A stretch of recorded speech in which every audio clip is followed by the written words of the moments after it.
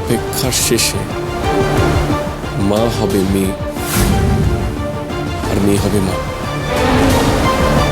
শোধ নিতে এসে। কি? মা হবে মেয়ে, মেয়ে হবে মা? এ তো পুরোটাই গুলিয়ে গেল।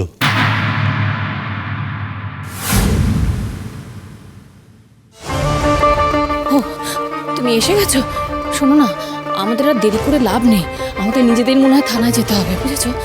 চলো আমি যাচ্ছি। আরে না, তোমাকে যেতে হবে না, তুমি বাড়িতেই থাকো। তুমি তো আর এখন সেরকম ভাবে বাড়ি থেকে বেরো না, তাই না? তাতে কি হয়েছে? বাড়ির বউকে ফিরিয়ে আনতে আমি যাব না? কাল সারা রাত ঘুমই হলো না, দ্রোণ আর অন্তরার চিন্তায়। আর একটা উকিলও জোগাড় করা গেল না। আশ্চর্য! আমাদের উকিল একবার ওর এক জুনিয়রকে নিয়ে এসেছিল আমাদের বাড়িতে।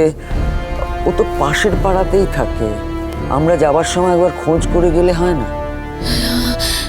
যেমন করেই হোক অন্তরাকে ছাড়িয়ে আনতেই হবে। চিনিটাকে তো ঠাকুর কেড়েই নিল।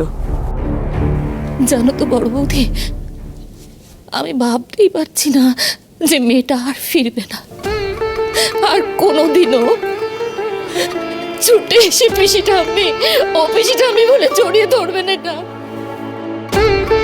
কি অদ্ভুত, তাই না? জলজান্ত মেয়েটা তার মাকে খুঁজতে গেল, আর তার এই পরিণতি। যে হারিয়ে গেছে তাকে তো আর আমরা ফিরিয়ে আনতে পারবো না বড় বৌদি, বরং যে আছে তাকে অন্তত বাঁচিয়ে আনার চেষ্টা করি। শোনো না, বাড়ির সবাই উঠে পড়ার আগে আমাদের বেরিয়ে পড়তে হবে, নাহলে যদি আবার ছোট বৌদি হয়তো। ফোন। চির, ও চির, আমি তোকেই ফোন করতে যাচ্ছিলাম রে। আমি দ্রোণকে নিয়ে বাড়ি ফিরছি। কলকাতায় গিয়ে ওকে ভালো ডাক্তার দেখাতে হবে।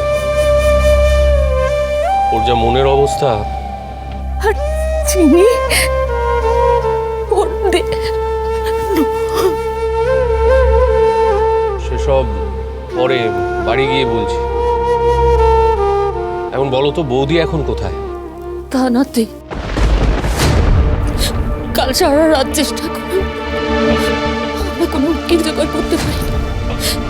হ্যাঁ, ছোট বৌদি সবাইকে বারণ করে দিয়েছে রে। সারা রাত বৌদি লকআপে রইল। আমরা আমরা হাল ছাড়িনি রে, আমরা হাল ছাড়িনি। আমরা এখনই আবার দেখছি, দেখ না, আবার দেখছি। আচ্ছা বলছি, শোনো না, ইন্সপেক্টর নন্দনের মাই তো চিনি আর দ্রোণের বিপদের ব্যাপারে আমাদের খবর দিয়ে সাহায্য করেছিলেন। তা বৌদির ব্যাপারেও উনি কিছু করতে পারেন কিনা একবার দেখো না। শোনো, আমার মনে হয় নন্দনকে দিয়েই বেলের ব্যবস্থাটা করাতে হবে। এদিকে দ্রোণের যা অবস্থা। চিনি ধামাকা সপ্তাহ 9 থেকে 14 জুলাই রাত 10:30টায় স্টার জলসায় ও ডিজনি প্লাস হটস্টারে।